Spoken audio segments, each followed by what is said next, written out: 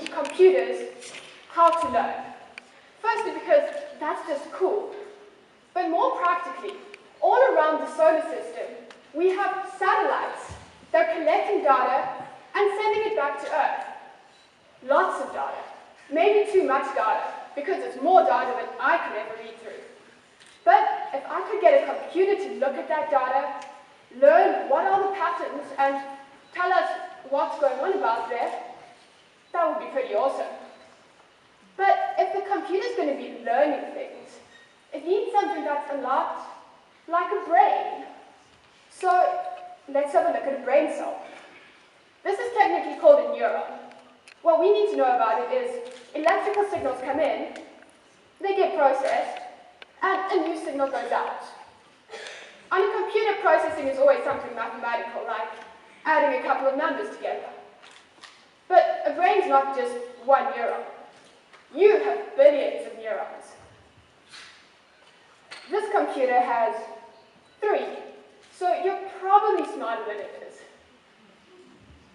I think this computer might be smart enough to make me an apple pie, though. So I'm going to give it some inputs. Flour, sugar, butter, quite melted, but that can be good for baking. And an apple, that would be useful for apple pie. Of course, on a computer, these would be more electronic. Maybe the speed of the solar wind, or a few years back, some guys in the States built a car that can drive itself. The input there was a video camera on the front of the car. The car watched a human driver for a while, and then, completely unassisted by any person, it navigated its way along a winding forest path, quite successfully. So let's see how this is doing at apple pie. That's what I would call a mess. Maybe it needs more time to practice. See, you get neural networks all over the place. Handwriting recognition, for example. If you have a tablet computer, you can write on it, and nice type appears. But that doesn't just happen. Before you bought that software, it saw hundreds and thousands of training examples. Somebody's handwriting, and what it should translate to. That self-driving car didn't just get on the road, it had to watch a human driver first. So the network is learning. It's trying different things, seeing what works. This neuron is taking in lots of flour, butter, a little sugar. Pie crust, maybe?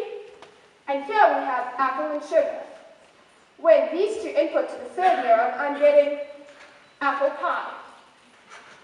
So computers may not be as smart as you and me, but whether they're driving cars or predicting space weather, they're certainly learning.